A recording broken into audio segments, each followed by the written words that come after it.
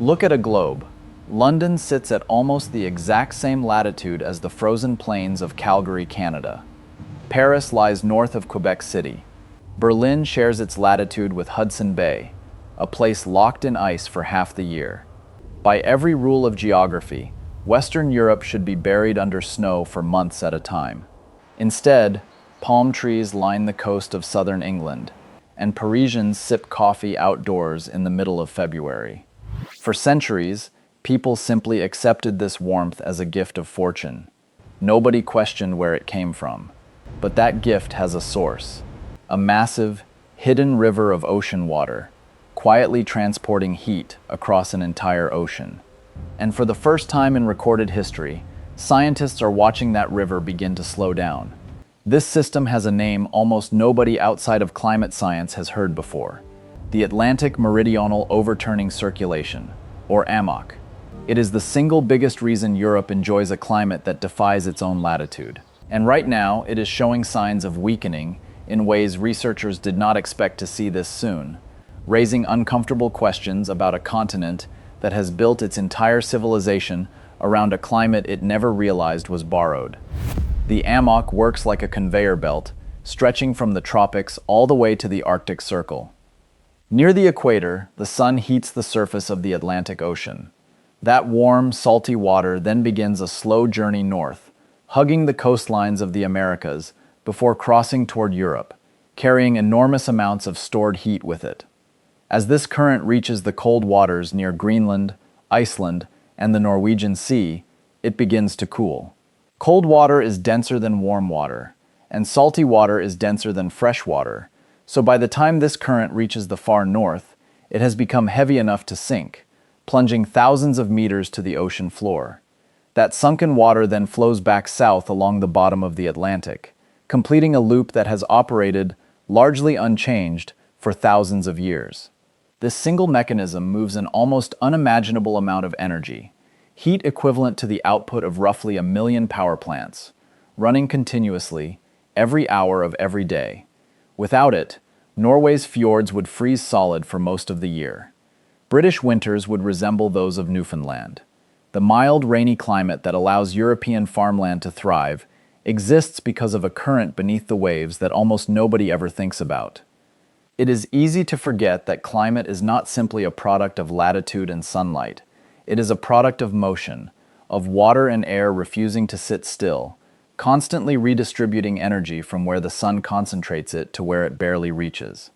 Take that motion away, even partially, and the map of livable land on this planet starts to look very different. For the AMOC to keep functioning the way it always has, that northern water needs to stay cold and salty enough to sink. That delicate balance is now under direct threat. As global temperatures climb, Greenland's ice sheet is melting at an accelerating rate, pouring an estimated 270 billion tons of fresh water into the North Atlantic every single year. Fresh water is lighter than salt water. As it mixes into the current, it dilutes the density that drives the sinking process at the heart of the AMOC. A weaker sinking process means a weaker pull on the entire circulation, slowing the conveyor belt down at its most critical point. Monitoring arrays anchored across the Atlantic Ocean since the mid-2000s have tracked a measurable, sustained decline in AMOC strength. Some research teams estimate the system has lost roughly 15% of its overall flow since industrial-era warming began accelerating. On paper, that number sounds modest, but ocean systems operate on such enormous scales that even a small percentage shift can translate into significant regional consequences for an entire continent. This isn't the first time in Earth's history that this current has changed dramatically, and the last time it happened, the result was almost unbelievable. Roughly 12,000 years ago, as the planet was warming out of an ice age, a massive pulse of meltwater from collapsing North American ice sheets flooded into the North Atlantic. The AMOC weakened sharply, and within a matter of decades, a blink of an eye in geological terms, much of the northern hemisphere plunged back into ice age conditions. Scientists call this abrupt cold snap the Younger Dryas. Ice cores and ancient lake sediments preserve the evidence. Temperatures in some regions dropped by more than 10 degrees Celsius in less than 10 years. It is one of the clearest examples in Earth's history that ocean circulation does not always change gradually.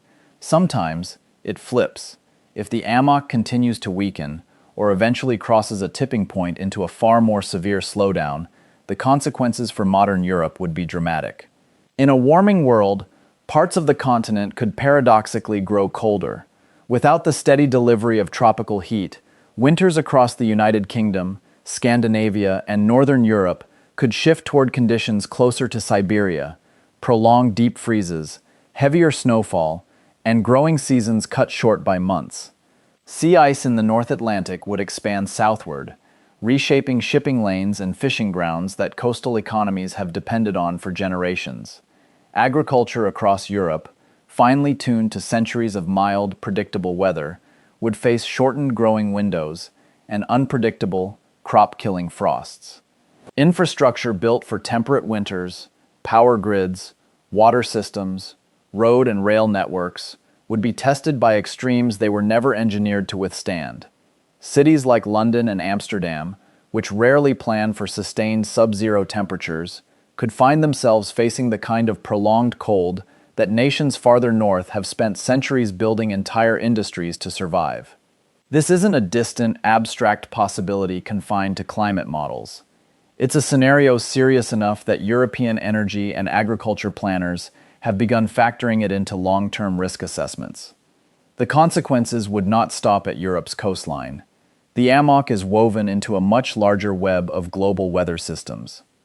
A weakened circulation has already been linked, in climate modeling, to shifting monsoon patterns across West Africa and South Asia, altered rainfall across the Amazon basin, and disruptions to the tropical rain belt that hundreds of millions of subsistence farmers depend on for predictable growing seasons. There are implications for sea level as well.